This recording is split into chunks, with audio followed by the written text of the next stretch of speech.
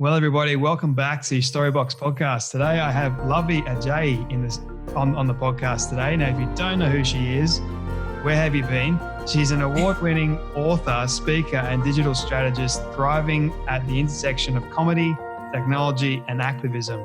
Her debut book, I'm Judging You, what a title, The Do Better Manual, was an instant New York Times bestseller.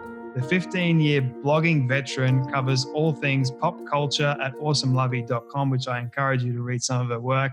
Quite captivating, actually. On her new podcast, Rants Randomness, she shares her most pressing rants, raves, and favorite interviews with interesting guests. Luvvie is a sought-after speaker as well, who has spoken at places like the White House, Makers Conference, South by Southwest. She has also interviewed bosses like Oprah Winfrey. My goodness, that would have been an amazing conversation. Gina Davis from Stuart Little, if you have not seen that actress work her magic, which is incredible. And Shonda Rhimes, the TV creator. Luvvie is committed to using her voice for pop culture, critique, and gender and racial justice. Luvvie, welcome so much to the Storybox Podcast. Thank you for having me. It's an absolute pleasure to have you here. I've been looking forward to this conversation now for quite some time. Before we dive into your amazing backstory and everything that you're doing, I have one question that I love asking all my guests at the start, which is, what does success look like to you? Ooh, that's good. I think for me, success looks like living life on my own terms. Whatever that is. Being successful means I can wake up every day and decide what I want my day to look like. When did you come up with your version of success, that it was actually waking up and doing the things that you want to do? Has it been this gradual thing over time, or was there a catalyst moment that one day you just woke up and like, that's it? Yeah, I think I got it probably 5-6 years ago. I realized that my life was a success because I woke up and enjoyed doing the thing that I was doing. You know, I think for me, it's less tied to the money I'm making, although money gives you the freedom to make certain decisions, of course. But being able to wake up and know that I'm living authentically my purpose is something that made me feel successful. I like that. So going back a little bit to how you got started doing all this stuff and the things that you love doing, Awesome Luvvie and everything like that. What did you want to be when you grew up? I wanted to be a doctor. Growing up, I wanted to be a doctor. I thought I was going to be a pediatrician because I wanted to help the world. And I figured that was the best way for me to do it. But then I got a D in chemistry my freshman year of college. And I was like, ooh, I don't even like hospitals. So you know what? Let's kill the doctor dream. I was like, I would be the worst doctor ever because I don't like blood. And no, I'm miserable. But that semester when I quit my pre-med major, I ended up starting my blog, my first blog. And it's in there. I covered, exams I wasn't studying for, roommate drama, undergrad life, and all the randomness that comes with it.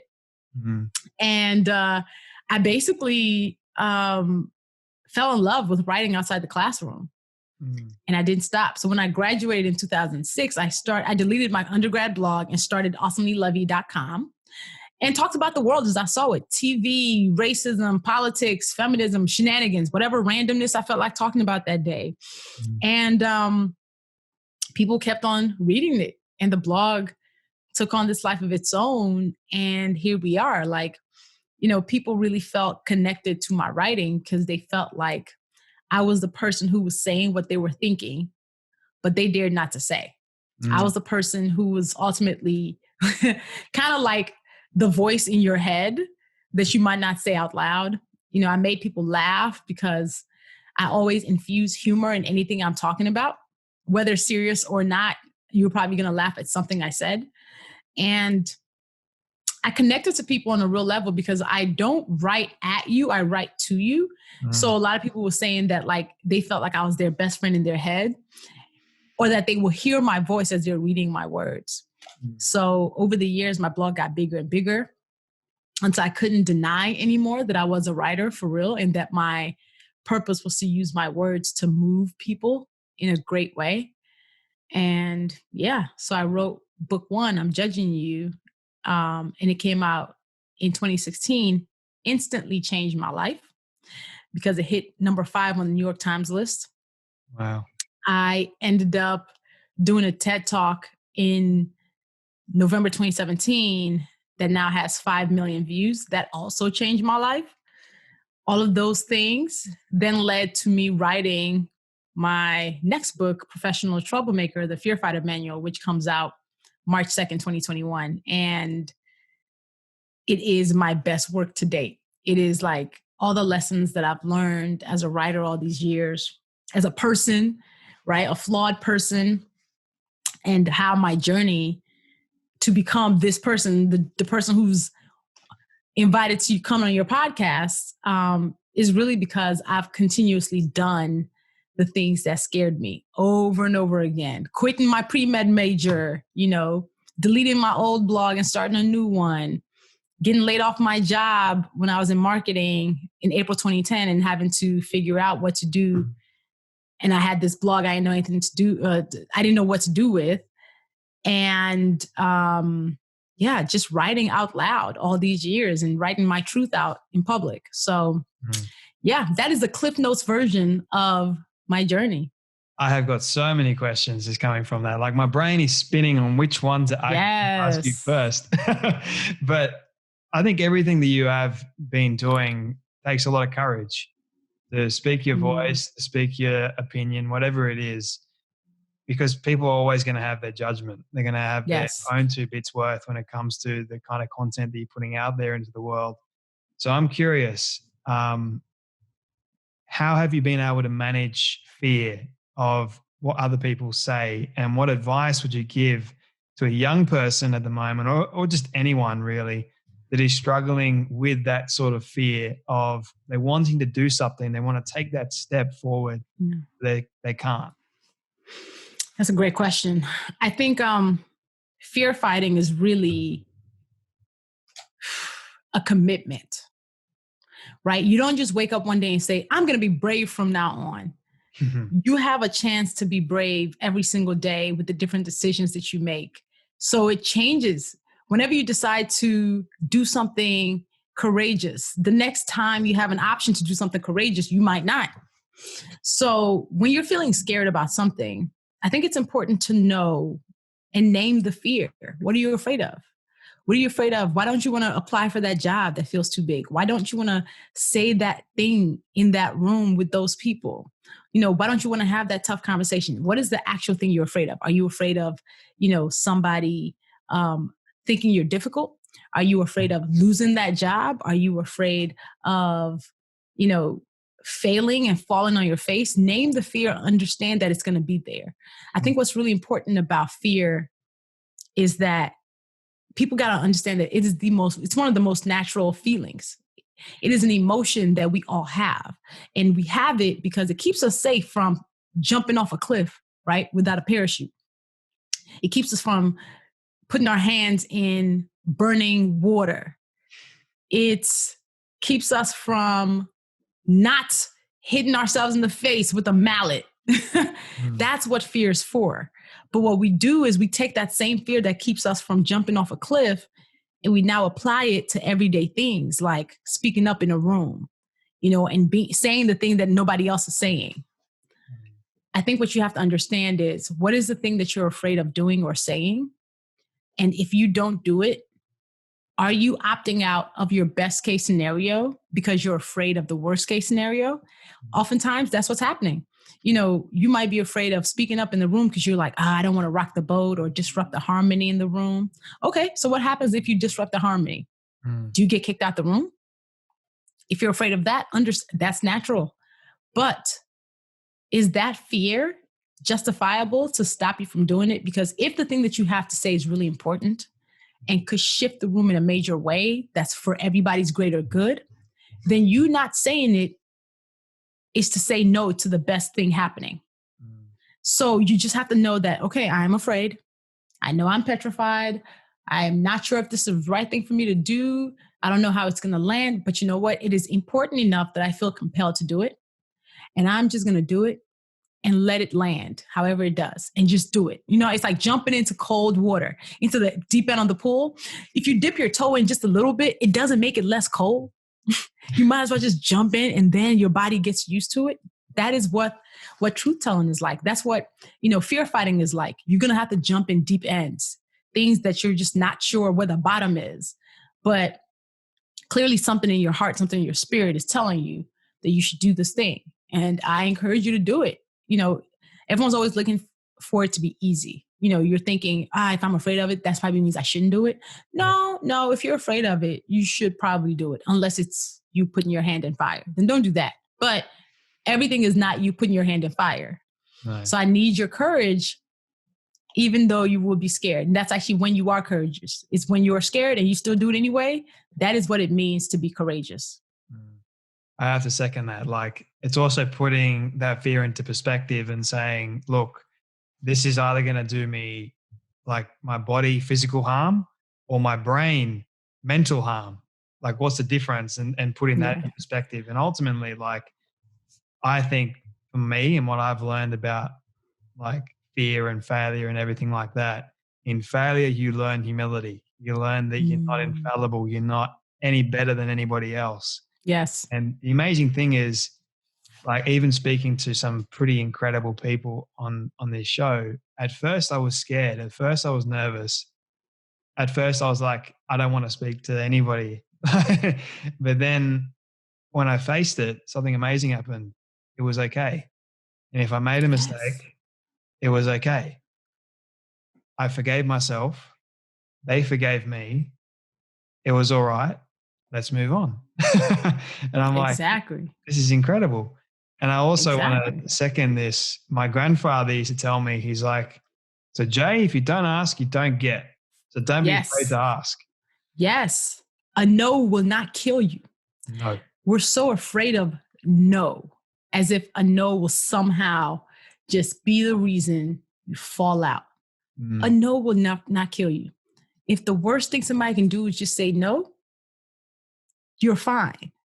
Okay. I think we should be less afraid of hearing no. A lot of times what we're afraid of is just no. It's the simple no. And I'm always like, okay, so if you get the no, what happens? Oh my God, I'll be so embarrassed. Okay. And then what actually happens? Put your fears into perspective. When we don't name it, when it's just sitting in our head, it feels much bigger than it actually is. When you finally, I like to put my fears on paper. That's why I wrote this book, because I'm like, if I put it on paper, I see it in black and white. It gives me the perspective that this thing is not the end all be all. It is not all consuming. Yes, if I get embarrassed in the moment, that is a temporary emotion. I'll be fine. I'm not physically in danger. I am not going to be broken because of the no. And honestly, expect the no, hope for a yes. Yeah. Right? So go in being like, you know what? They might say no, but then be hopeful and be like, you know what? But they might surprise me and say yes. So if you expect the no, you temper your disappointment a little bit. Even that though, I still think it's still a crutch that we'll use. Why always expect no? No. I will ask knowing that there's a good chance I will get yes. And then if I get a no, I say, okay, I'll just either ask a different way or ask somebody else.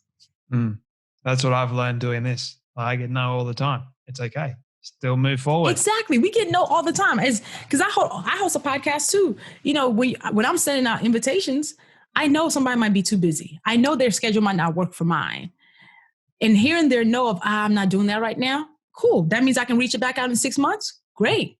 So we also shouldn't see no as this like hard titanium wall. Sometimes it's no, not now. Sometimes it's no, this is not the right thing. Sometimes it is a no, I don't want it at all. But other times it's just like, it's a soft no. Everything is not a hard no. That's like, oh my God, they punched me in the face with their words. No. Don't take it personally. That's exactly. Right. And like, honestly, for me, it's a matter of when, not if. Like, I put that into perspective. Like, even if it's something someone that I really, really, really want on this show, and I know that I'm not big enough. I know I'm not a celebrity. I know I don't have that appeal to people.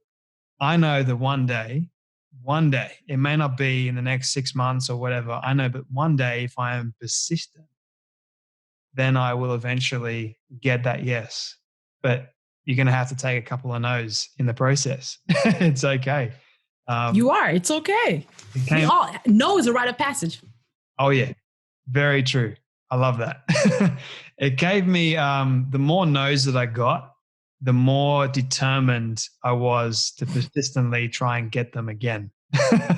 Like it was just one of those things, which one piece of advice that I give people when they ask me like, what do I do when I'm starting a podcast? And I said to them, you got to be persistent to remain consistent are the things that you want.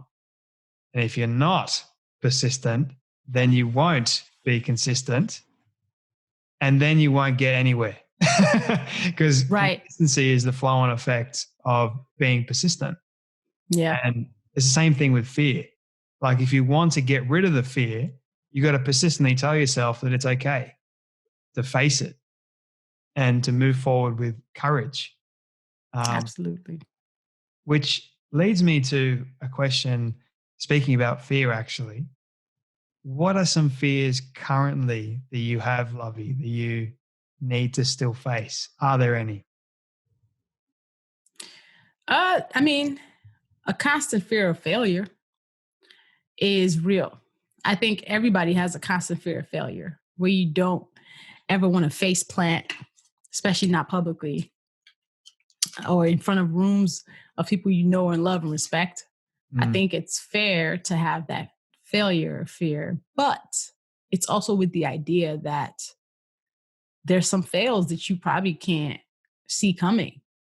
I think failure is also part of your process as a person in life. I think every time we fail, we rise from it better than we were. So even though failure is deeply painful, it is one of those things that's like, well, when it happens, what have we learned?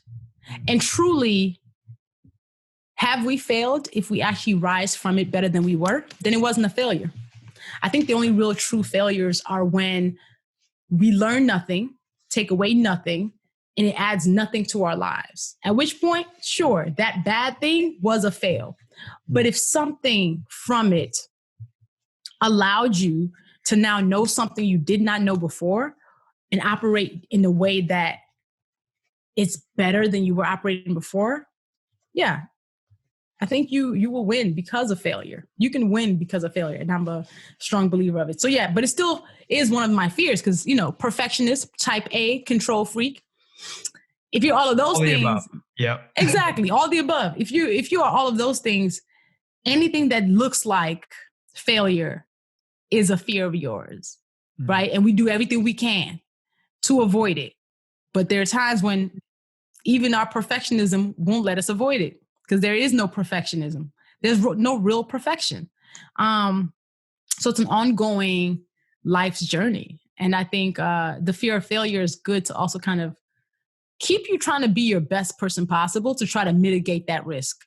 I'm a perfectionist as well. And it's interesting how we both strive for something that is not even achievable. Yes. This vicious cycle, isn't it? Like that we go down and it ends up hurting us even more. And yet we still do it. We still do it. It's an amazing phenomenon that I'm still on the quest to sort of figure out why I do it in the first place. Good question. When you find it out, you let me know. I will. But I'm curious about, you were mentioning fear of failure and not wanting to fail. In the past, what would you say has been your greatest failure? The D in chemistry. Because I say this because I've wanted to be a doctor since I was 4. Because I was like bookish, nerdish when I was little. People were like, oh my God, you're so smart. You're going to be a doctor. And born and raised in Nigeria. Because immigrants love telling their kids they're going to be doctors. It's also a family pressure. It's a cultural pressure. So I remember getting that D in chemistry, and I was a kid who had never gotten anything close to a D in my whole academic career. And I was also the kid who never tried hard to get A's. Like, I coasted through school. I don't ever remember elementary school, high school, no parts of it being difficult. And I just got amazing grades. Getting that D, even though I actually, I studied, I went to class, I tried to show up, I actually put forth effort, which I was not used to. Getting that D was a humbling moment. One, it actually taught me that you don't just show up and you're just good at everything. That's not how this works. You've taken that for granted. Stop it. Two, it also made me pause. That failure was great because it was the first time I ever even asked myself if I really wanted to be a doctor. I realized I'd never even asked myself that question. It just felt like a foregone conclusion, which in itself is a privilege to have. But not having felt that level of, oh, you did something completely wrong, allowed me to recalibrate. Like, usually I'm also not a quitter. I quit pre-med very quickly when I got that D. Because you know how oftentimes they tell us not to quit? Actually, sometimes you should quit. Certain things are not for you. You should quit. And typically, I would be the person who drills in and says, you know what? No, I could do this. I could prove something different to myself. I should keep going and take it again and try to get an A. I quickly recognized in that moment that the path was not for me. And I think it changed like the way my life went. It shifted everything. I think now, like, if I was still insisting on being a doctor at that moment, which a lot of people end up doing, right? Things that they hate, but they're like, well, I've gone too far now, so I'm gonna keep it going. Would I be happy? Would I consider myself successful using my own definition of living life on my own terms and waking up and doing exactly what I feel like doing? So yeah, I feel like that was my greatest failure. But that greatest failure led me to my greatest path. So it wasn't really a failure. No, there's no such thing as failure, is there? Yeah, we class it as failure. Yeah. And that's why I sort of asked you your greatest, because greatness oftentimes is through failure. Yes. What we perceive to be such a bad thing. Yeah. It's an amazing thing because I wouldn't be doing this if I didn't have a failure either. So yeah, it's amazing how life sort of takes us where we need to be. It may not always take us where we want to be. Right. Exactly where we need to be at the right time, the right moment. And it's just an incredible thing. Huge phenomenon. It is. It is. Life will trick you. It will. I like how you mentioned I'm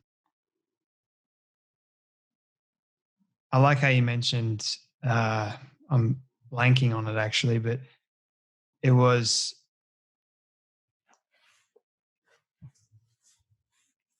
I'm blanking on it. I'll come back to it if I remember. Okay. But what I want to ask you is, who has made the biggest impact in your life, whether it's mentally, physically, spiritually, or emotionally, and why?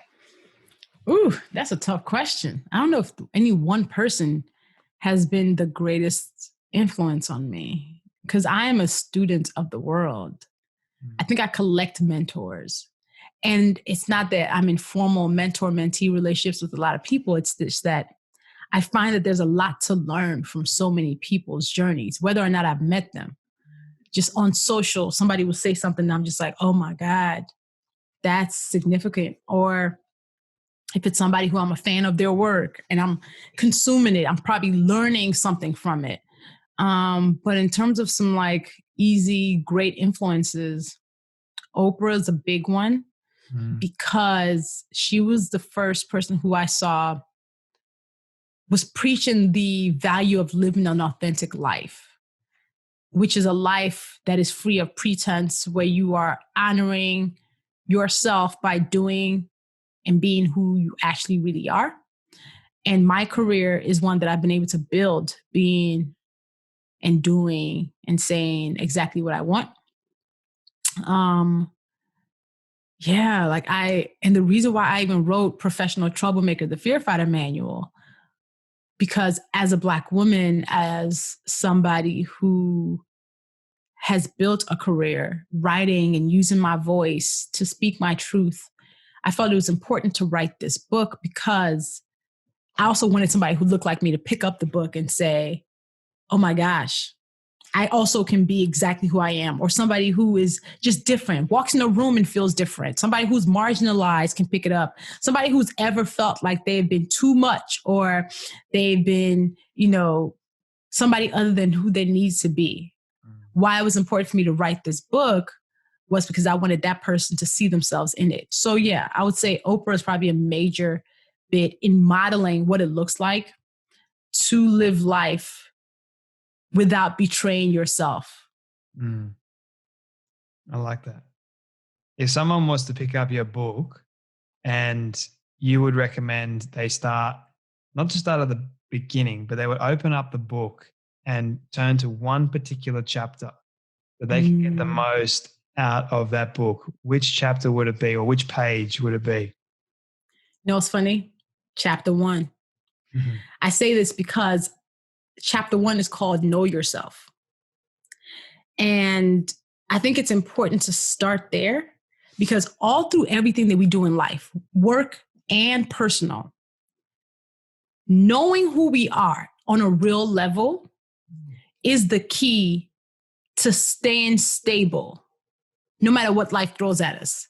There's going to be a lot. We're going to fail. We're going to, be in rooms that make us uncomfortable. We're going to get a D in class. You know what I mean? Like, we're going to disappoint somebody in the room when we say that thing that was hard. What becomes our anchor? I always want us to know who we are, know our core values, know what our life's mission statement is, because that's what holds us steady. That is what keeps our feet on the ground as whatever is being thrown at us. So that is, I actually do think chapter 1 is where to start.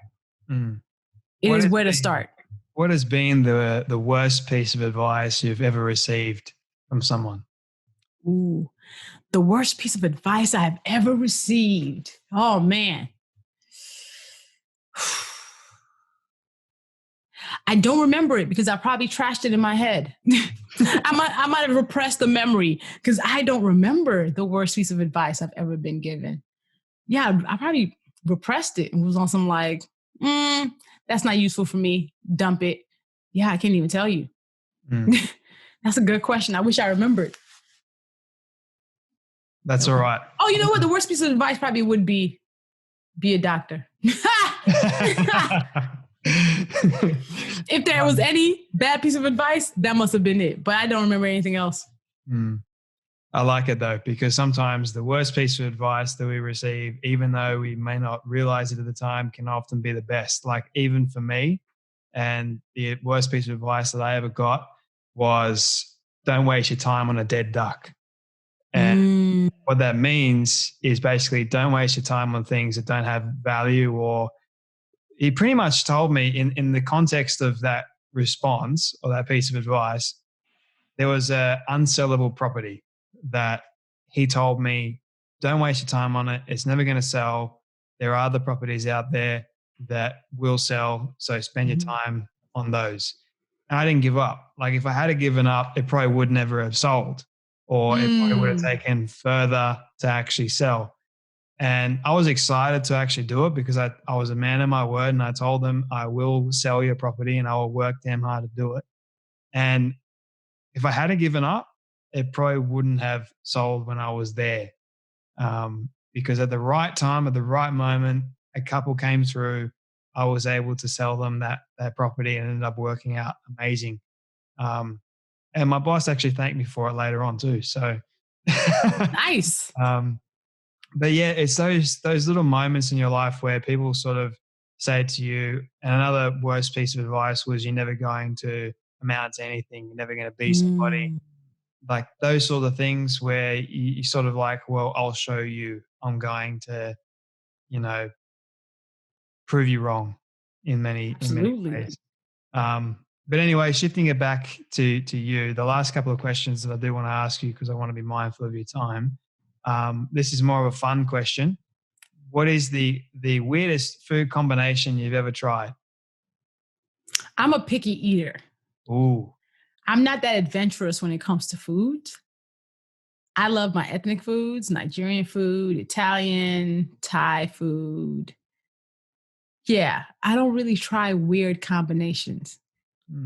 Yeah, I don't even have any strong idea of a food that is, you know what? Maybe snails are not considered weird though. So that's not it. I would consider that weird. You would? Yes. I don't Fried snails are bomb. So yes, maybe that is the weirdest food that you might hear from me, but that is a Nigerian delicacy. How about that? I didn't know that. Well, there you go. What would you say then is your favorite food? Easy. Jollof rice. Oh. Oh, yes. Jollof rice. That's easy. That's without even having to think twice. I like it. I like it a lot. My last question for you, Luvvie. This one is my all-time favorite question that I ask everyone at the end. So you've been able to reach the age of 100 and your friends have decided to put together a film for you of everything that you've ever said and everything you've ever done. Don't ask me how in the world they got it all. We'll call it magic. But they've been able to get it and show it to you on your 100th birthday. What do you want that film to say and to show about your life? I love that question. Ooh, what do I want this film to say and show about my life? First, that my life was full of joy, full of love, and that because I existed, people's lives were better for it. Yeah. That is beautiful. Yeah. I like it. Well, Luvvie, Yep. I've really enjoyed this conversation with you. Where can people find you, pick up your latest book, connect with you, and learn more about you? I can be found all over the interwebs. I am at Luvvie everywhere, Luvvie. I'm on Instagram, Facebook, Twitter. I'm really active on Instagram, especially. I have a good time there. I have my own social network called LuvvNation. That is a safe space in a dumpster fire world. And I think people can retreat there whenever the rest of the internet stresses them out. I'm always hanging in LuvvNation also. My blog, awesomelyluvvie.com, is where I write regularly about what's happening in the world. And then my book, Professional Troublemaker, the Fear Fighter Manual, it is now available for pre-order everywhere books are sold: Amazon, Barnes & Nobles, Target, independent bookstores. So it comes out March 2nd, 2021. And it is my best piece of work yet. And it is something that I am proud will be attached to my legacy. I'll make sure that all that is in the show notes below. Luvvie, thank you so much for your time, for your energy, your humor, and for your story, and for coming on the Storybox podcast. Really do appreciate you. Jay, thank you for having me. This is so cool. I was like, yes, absolutely. Let's do it.